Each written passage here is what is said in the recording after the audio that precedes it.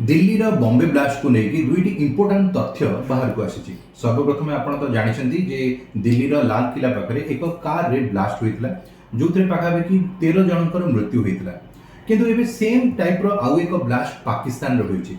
पाकिस्तान रो इस्लामाबाद शहर रे एक कोर्ट अछि।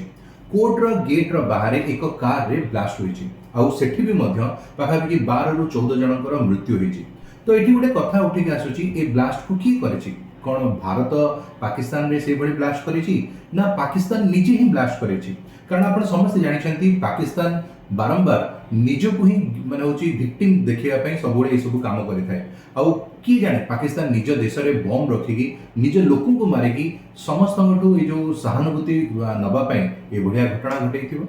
तो आगामी दिन में तो जना पड़ो ये जो घटनाटी घटी दिल्ली रे या पछरे प्रकृत रे हाथ कहार आ जदि पाकिस्तान रो हाथ थिबो तो निश्चित भावे आपन को आगामी दिन में ऑपरेशन सिंदूर 2.0 आउथरे देखिया को मिलिबो।